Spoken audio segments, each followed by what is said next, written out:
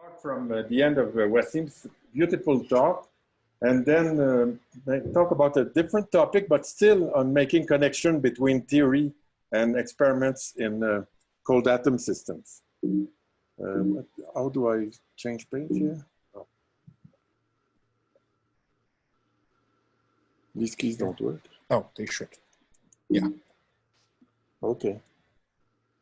So this was done by Reza Nour-Afghan and three of my students, Alexis Rimbaud, Charles-David Hébert, and Simon Bergeron. And the motivation, as you saw, is this resistivity that was found. I mean, this is a funny plot that I won't have time to explain, but that okay. Oh, they don't see me. You can use the mouse cursor if you would like. Where is it? So with the touchpad. Okay. Okay, it's unfortunately a very small mouse.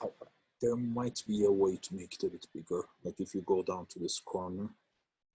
Yeah, so if you click on that pen. On the pen. Yeah. There it is. Okay.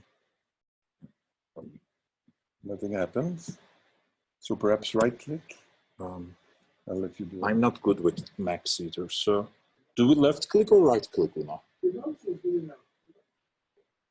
It's small, but I'm the second oldest here, and I can see it. So.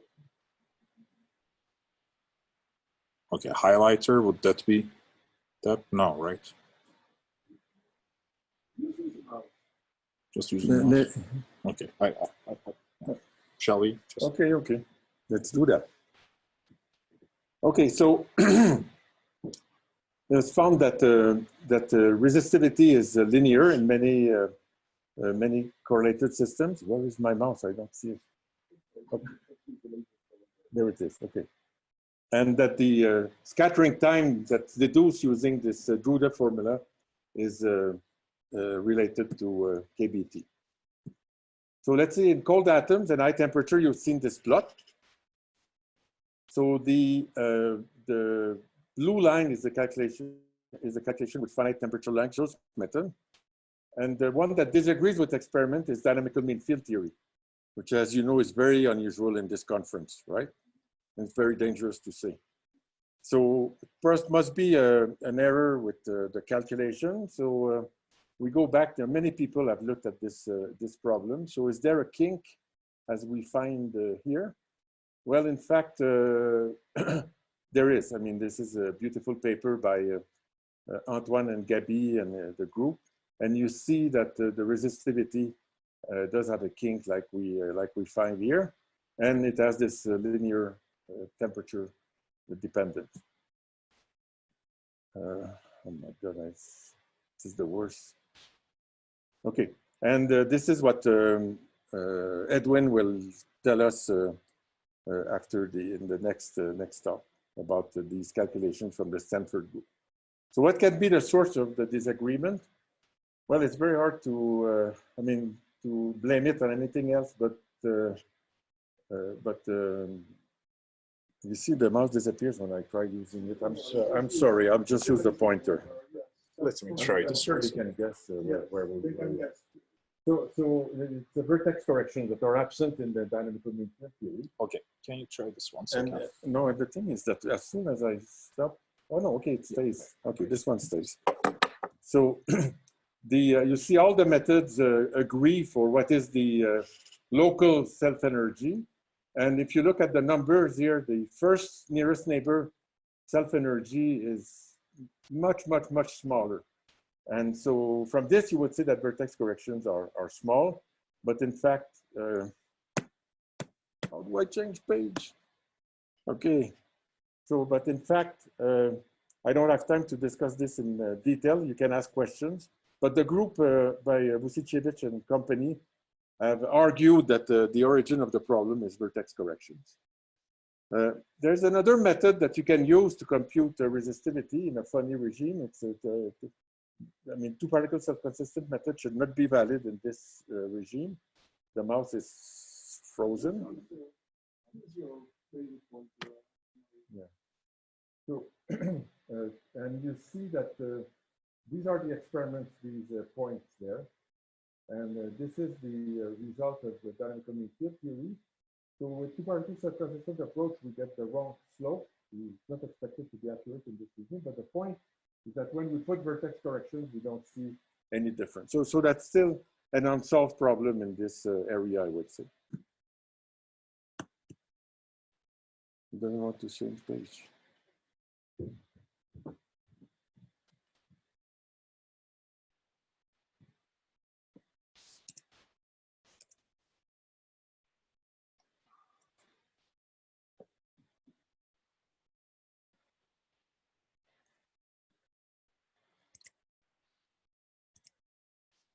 Let me try to restart.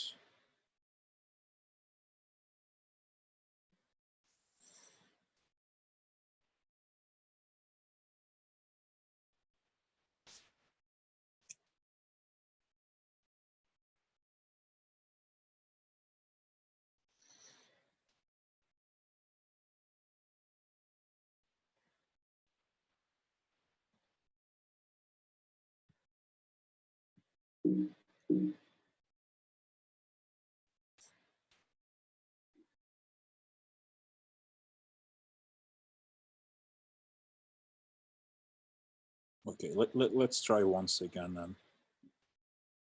Okay. And if this doesn't work either, is there an expert on Max? So the finite temperature Lanczos method claims to have explained the linear resistivity, and they do. But on the other hand, if you look at the width of the Drude peak, the experimental results are these orange symbols, and the DMFT are these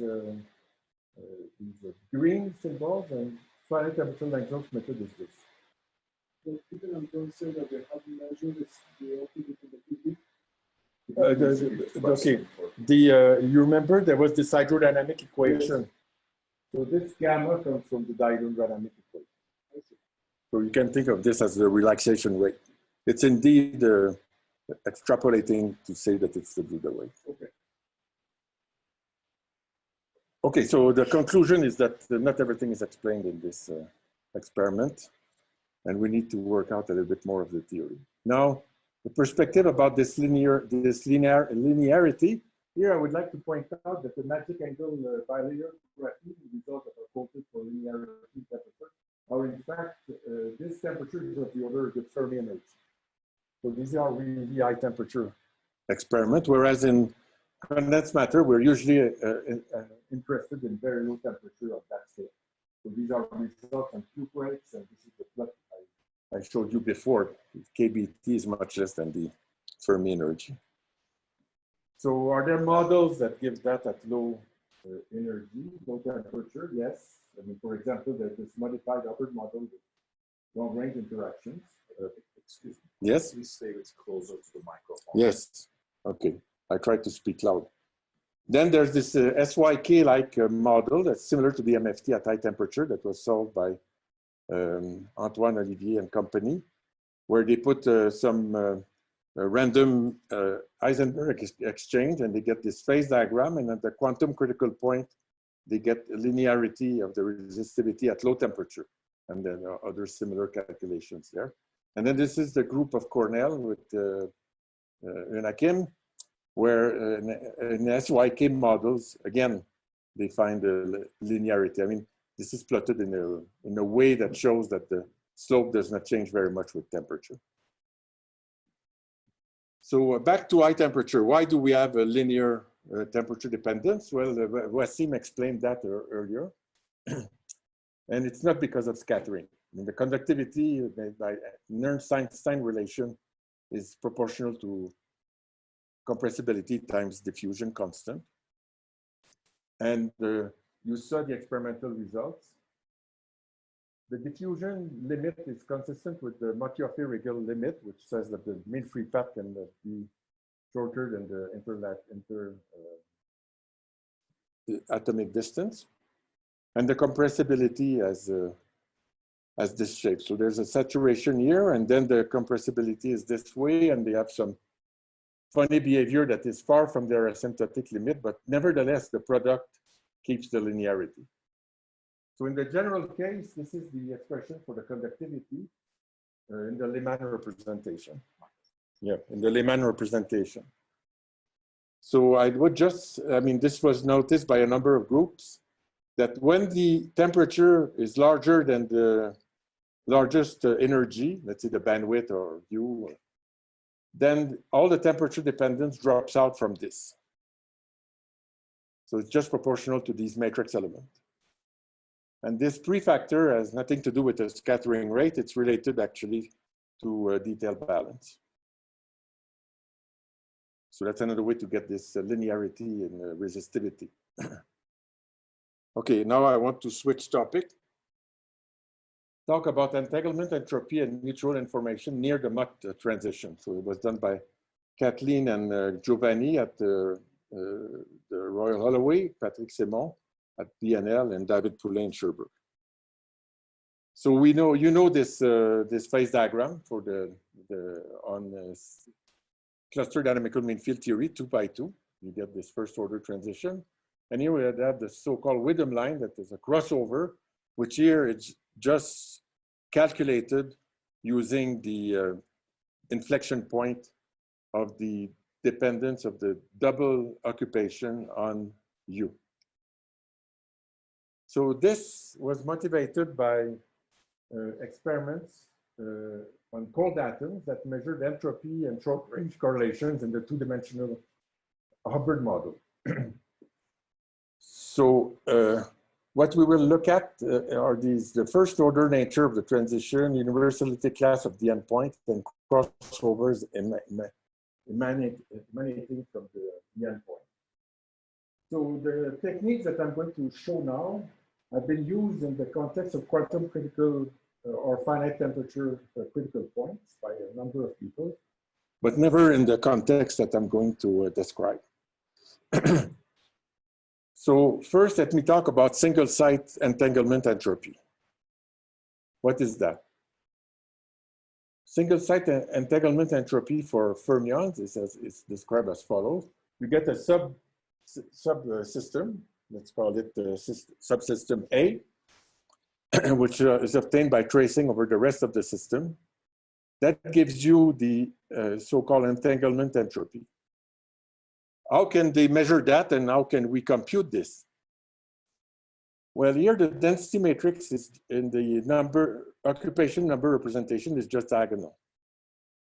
It's a probability of being empty, singly occupied, or doubly occupied. So if you know this, you can compute the entanglement entropy for a single site. Now, do we know this? Yes, because we can experimentally or theoretically get double occupancy, which is this probability. Then this one is just the difference between the occupation and double occupancy. And finally, the probability of being empty is just 1 minus all the other ones. And it turns out we will also measure entropy, not only entanglement entropy, but thermodynamic entropy. So how can we do that numerically and even experimentally?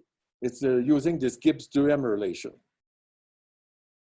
So using this Gibbs-Duhem relation, you see that if I put dt equals to 0, I can get the pressure by integrating the occupation number, which I know as a function of chemical potential. This is the chemical potential at half filling. And the entropy is just the derivative of the pressure with respect to temperature at constant chemical potential. So this is this entropy. This is the first experimental result I show. Entropy and the entanglement entropy, actually both quantities. In red is the entropy. And in fact, this maximum you can get, I mean, not the details, but you can get by very, very simple counting statistics.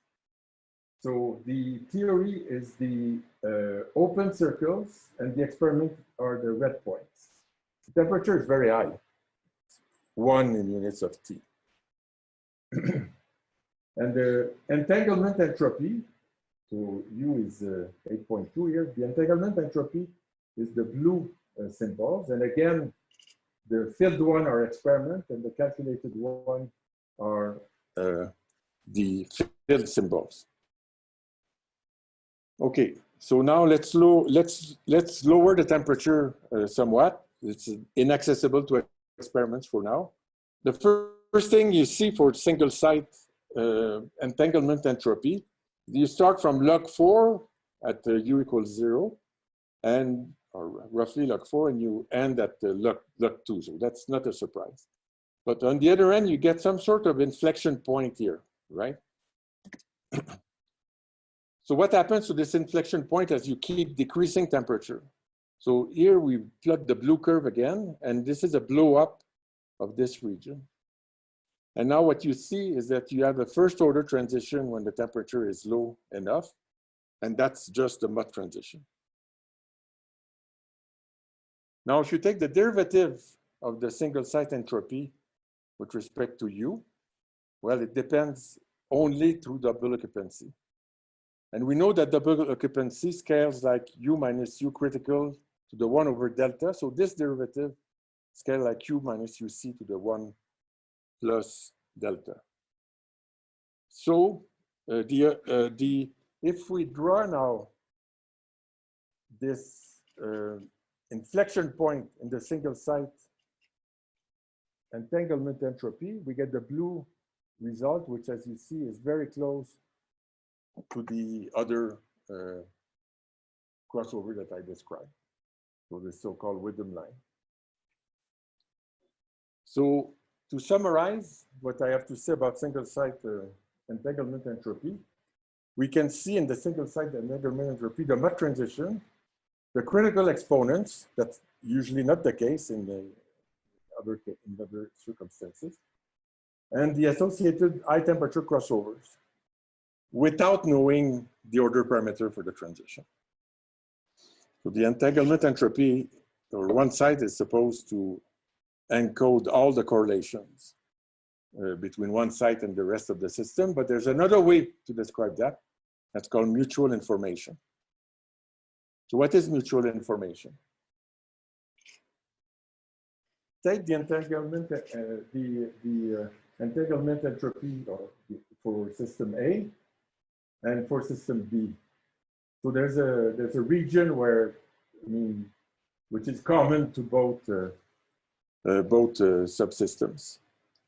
Now, if you subtract the entropy of the combined system, you see that you will be left only with this, which has been counted twice the first time around. So the entanglement, mutual information really measures how much of one system is known by the other system and vice versa. In this business, many people have looked at the area law, and that's usually what everyone does. I want to say this is not what we are doing, okay? I'm just looking again at how a single site is, as the mutual information of a single site and the rest of the system. It turns out that what is measured experimentally, even though they called it the mutual information, is not this. What is measured is the single site entanglement entropy minus the total entropy. So there's a way to rationalize this, which is to look at the total mutual information as it should be properly defined, like this, and then move to the case where we look at the entanglement entropy of this site with the rest of the system. And we don't count the first site because it has already been taken into account. In other words, we divide the system in 3 parts now. So we have this system in black, and then the rest in black, and we subtract, as usual, the union of this plus this. Now, if you look, these 2 things cancel. So as you move from one side to the other, in the end, you will be left with the quantity that I showed previously, which is the one side minus the total entropy. So these are the results. At high temperature, again, the experiment is the filled symbols for various values of U, and the calculation are the open symbols. And in the calculation, our interest is to go to lower temperature. So these are the results. So let's start with high temperature. So that's the mutual information between one site and the rest of the system. and you see that the red filled symbols are the experiment, and the open is the theory. And again, there's agreement there, so we extrapolate to lower temperature, lower value of U, I'm sorry. And as we lower the temperature, then we find an inflection point at this. I mean, this is a blow up of this region with one additional temperature. And when we get to the mud transition, you see there's a jump here.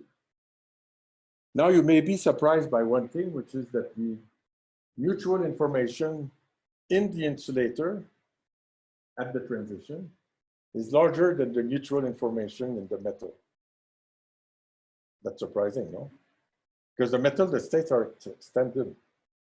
So the systems know about each other much more than when everything is localized. So the way we explain that is that because in the insulator, you also have J that's there in these calculations. So that creates some correlations that you can see even in the insulator. But eventually the insulator, I mean, everything disappears.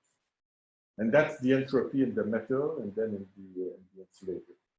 And this dip here is related just to this, this maximum. So, and again, you can find the critical exponent in this single site mutual information. So, whoops, I was too fast. So this is this green, whoops. This green square is the place where you have this crossover in the mutual information. So all these crossovers are rather close to each other.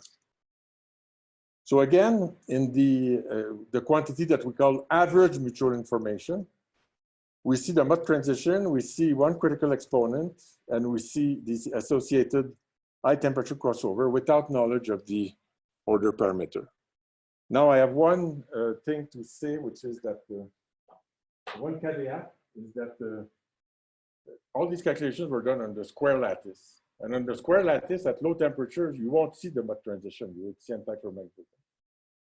But the point is that in a sufficiently frustrated lattice, we expect that the crossovers at high temperature will be similar. So we don't expect, we are not encouraging experimentalists to try to do these experiments on the square lattice because all they will see is antiferromagnetism. Okay, so with this, I'd like to thank you for your attention.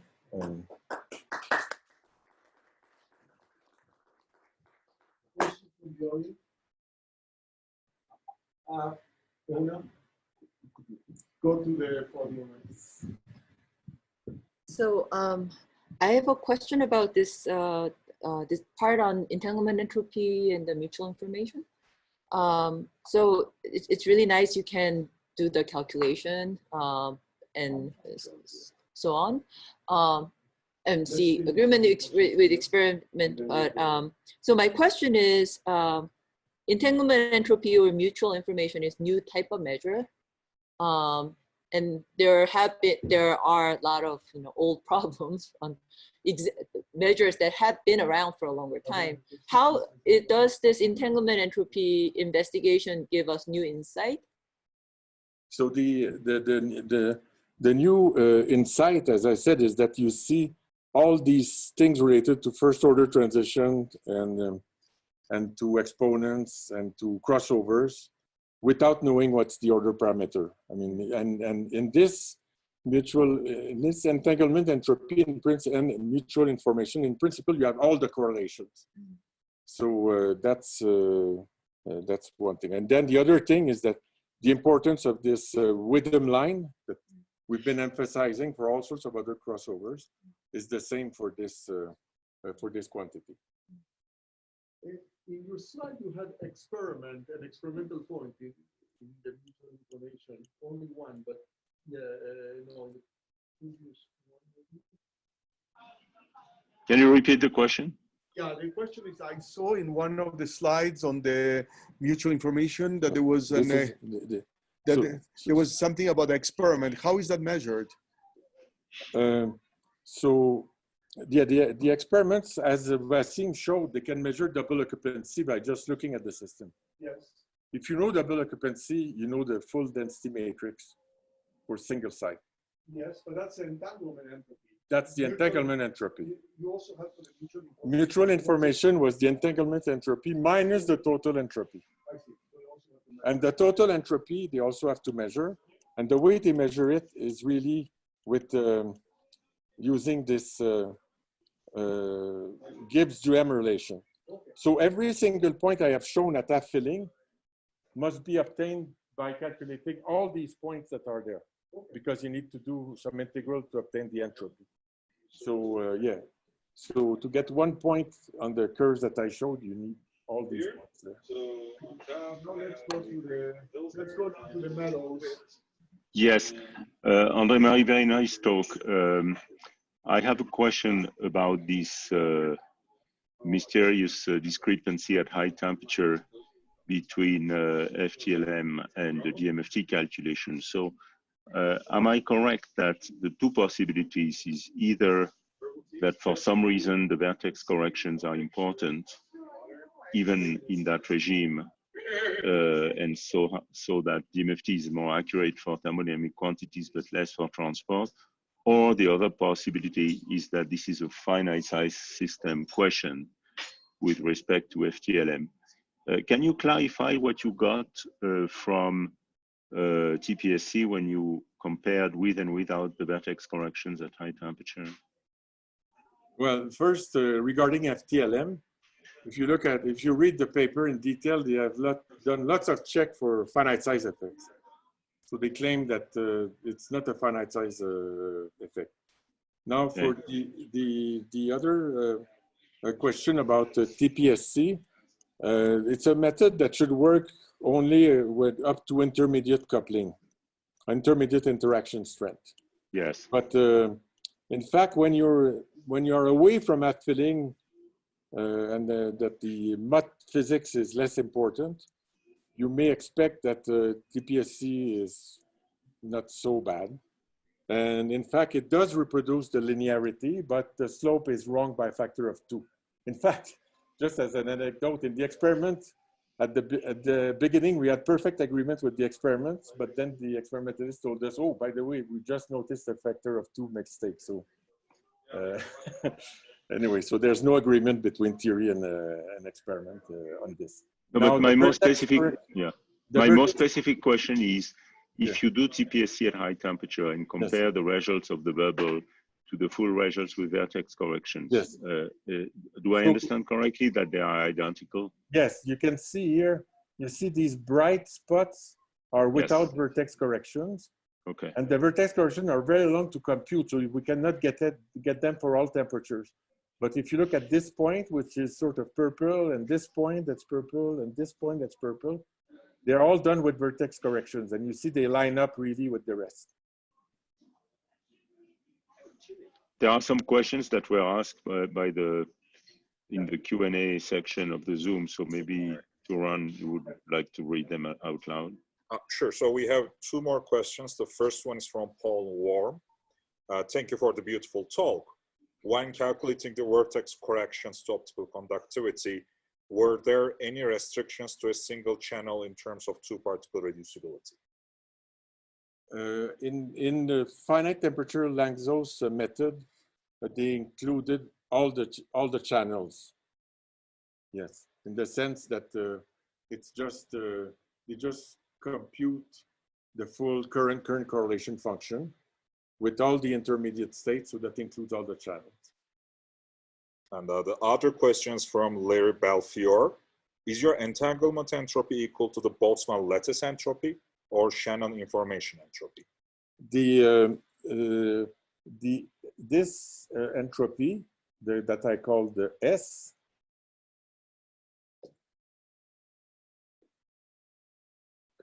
this one, this S there is the thermodynamic entropy, and it is equal to the Shannon entropy in that case. I believe there are no other remote questions. Okay. Thank you very much.